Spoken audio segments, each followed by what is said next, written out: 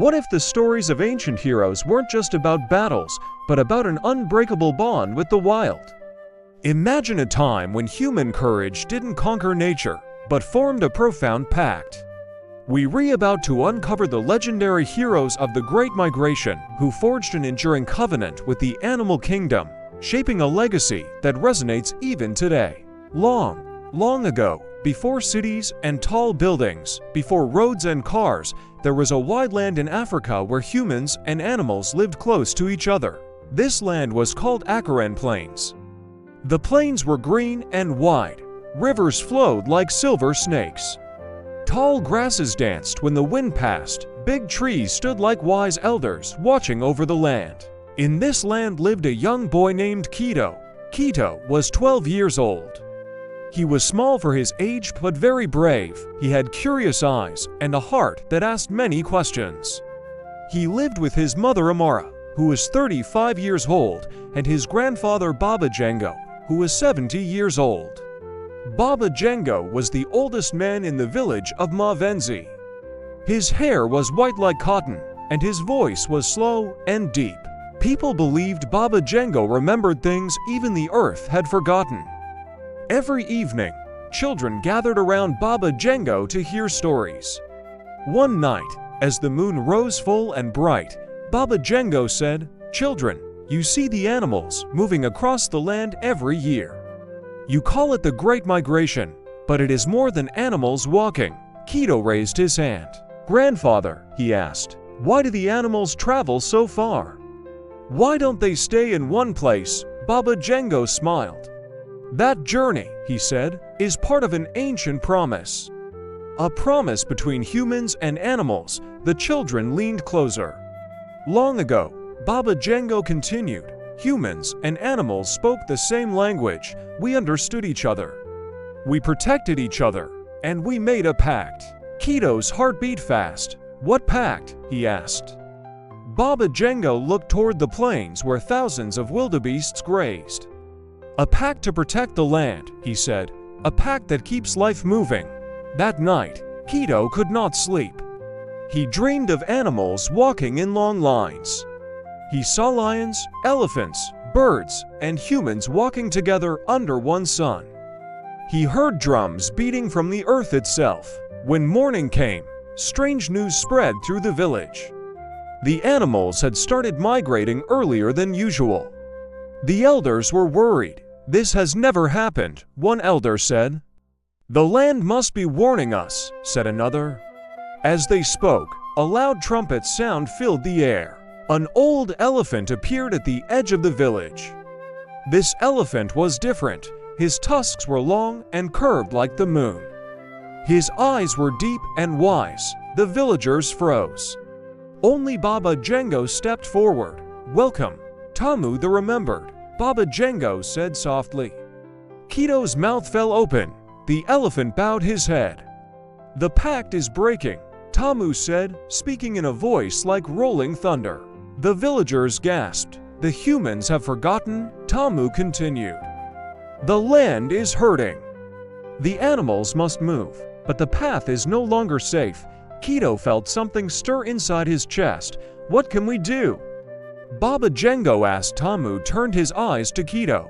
"The boy must walk the old path," the elephant said.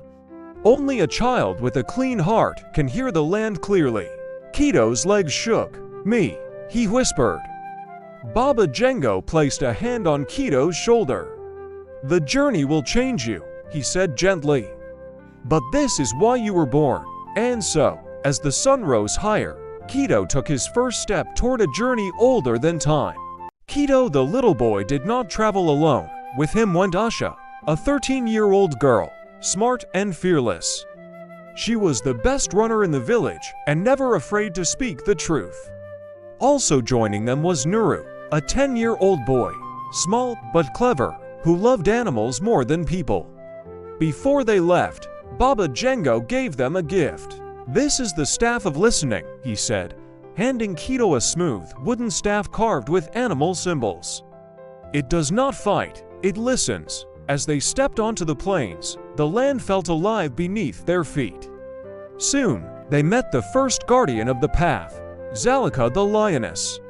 She stood tall on a rock, her golden eyes sharp. "Why do humans walk the migration path?" she asked. Asha stepped forward. "Because we forgot our promise," she said. "And we want to remember." Zalika studied them, then stepped aside. "Pass," she said.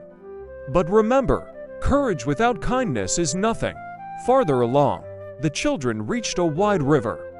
Crocodiles rested along the banks. One crocodile lifted his head. "I am Koro, keeper of waters," he said.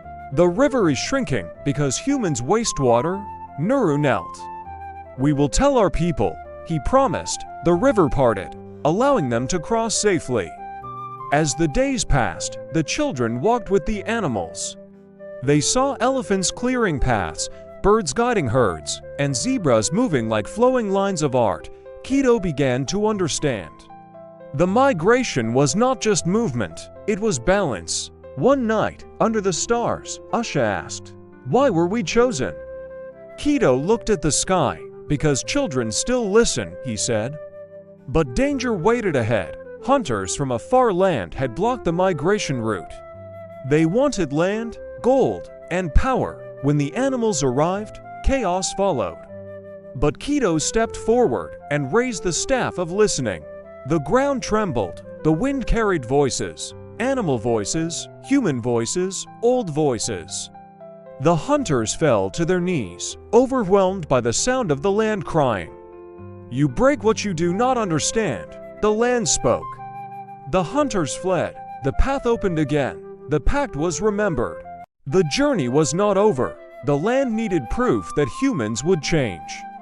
The three children that went on the journey reached the Valley of Echoes, where choices were tested.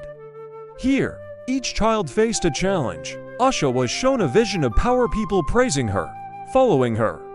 She shook her head. "I don't want power over people," she said.